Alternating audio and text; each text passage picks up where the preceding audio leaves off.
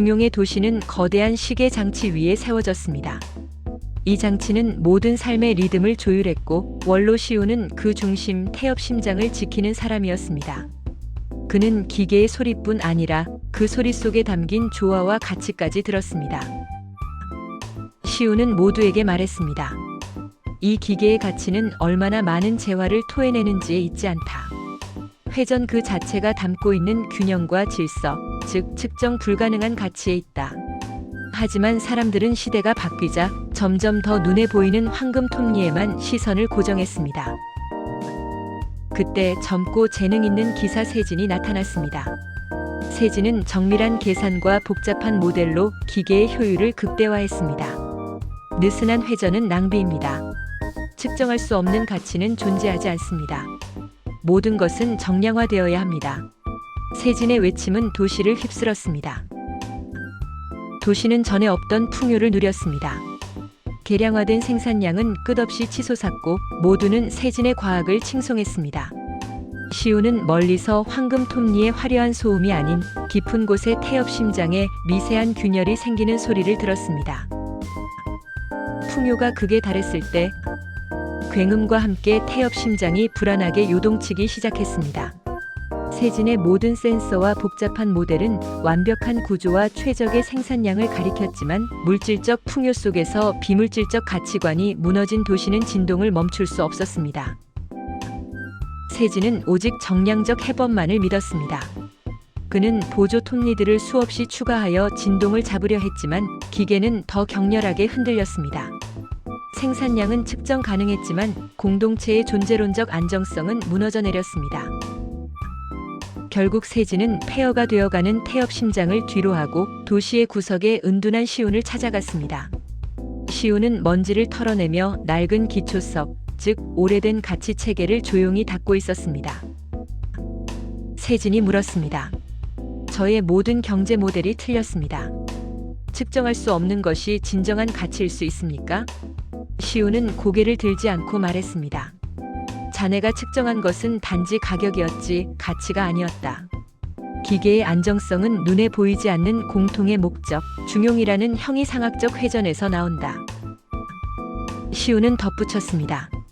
성리학이 물러선 자리에 실학이 들어섰고 이제 실학이 이룬 물질의 극단에 새로운 철학이 들어가야 한다.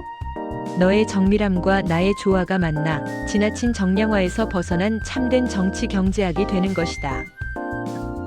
중용의 도시는 이제 느리지만 확실하게 돌아가기 시작했습니다. 세진은 여전히 측정 도구를 들었지만 이제 시운과 함께 기계의 영혼의 소리를 들었습니다. 그들은 양적 성과 넘어 사회적 가치라는 새로운 회전축을 발견하며 비로소 균형 잡힌 미래를 건설하기 시작했습니다. 앞서 얘기는 조선 중기 이후의 사상 변화와 오늘날 경제학의 가치 기반 재정립과의 연결에 대해 상징적으로 그려본 것입니다. 우리가 살아가는 세계는 물질적 풍요를 이뤘지만 마음속에서는 공허함과 불균형이 자주 느껴지지요. 경제학 역시 정량화, 모형 중심 접근이 주류가 되면서 인간과 공동체 그리고 삶의 목적에 대한 질문이 사라져버렸습니다. 이제 경제학이 다시 사람을 향해 되돌아오는 여정을 살펴보겠습니다. 조선 중기 이후 성리학은 점점 현실과 멀어졌습니다. 도덕적 이상은 높았지만 사회적 모순과 경제적 변화에 대응하지 못한 채 형식화되었고 이는 백성들의 삶과 동떨어진 관념적 학문으로 남았습니다. 오늘의 경제학도 이와 다르지 않습니다. 사회의 복잡성과 인간의 감정, 관계, 문화는 무시한 채 수학적 모델만을 강조한다면 조선 말기의 성리학처럼 공허한 틀만 남게 됩니다. 실학자들은 백성의 삶, 농업기술, 상공업, 제도개혁 등 현실 속에서 해답을 찾으려 했습니다. 이들은 관찰하고 발로 뛰고 실제로 작동하는 제도를 고민했습니다. 오늘날 경제학이 다시 배워야 할 모습이 바로 이것입니다. 데이터는 중요하지만 데이터를 넘어 사람의 삶을 이해하는 따뜻한 눈이 필요합니다. 19세기 이후 서구 문명이 한꺼번에 밀려오면서 우리는 새로운 인식론을 받아들였습니다. 실증주의, 과학주의, 실용주의가 자리를 잡았고 경제학도 이를 기반으로 객관적 과학을 추구하게 되었지요. 이는 산업화 성장, 금융 시스템 확립에 큰 기여를 했지만 동시에 가치를 배제하고 효율만 남게 되는 문제를 낳았습니다. 톱니바퀴가 사회를 움직이는 힘이 되면서 인간을 하나의 변수로 취급하는 사고가 자리 잡았던 것입니다. 세계는 물질적 풍요를 이뤘지만 그 과정에서 우리는 중요한 질문을 잃었습니다. 풍요는 무엇을 위한 것인가? GDP 성장, 수익률, 효율성, 경쟁력 같은 지표들은 중요하지만 인간의 행복, 삶의 질, 공동체적 가치와의 균형이 무너지면 사회는 불안정해집니다. 오늘날 저출생, 양극화, 고립, 정신 건강 문제는 단순히 경제의 실패가 아니라 가치 체계의 붕괴가 만들어낸 현상에 가깝습니다. 이제 사회는 새로운 사상적 토대를 요구하고 있습니다. 전통적 성리학을 복원하자는 의미가 아니라 관계, 조화, 절제, 삶의 의미와 같은 형이상학적 질문을 회복해야 한다는 뜻입니다.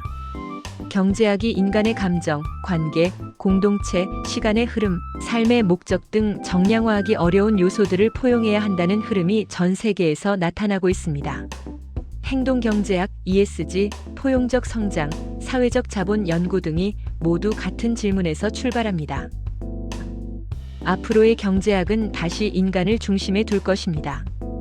효율 중심 모델을 넘어 삶의 의미, 공동체의 신뢰, 지속 가능성, 세대 간 균형, 문화적 맥락 등을 포괄하는 통합 학문으로 확장될 것입니다. 경제학은 다시 정치 경제학의 본래 자리로 돌아오고 숫자뿐 아니라 가치, 철학, 윤리가 함께 숨쉬는 학문으로 재정립될 것입니다. 결론입니다. 경제학은 더 이상 계산의 학문만이 아니며 인간의 삶을 따뜻하게 들여다보는 학문으로 재탄생해야 합니다. 이상입니다. 감사합니다.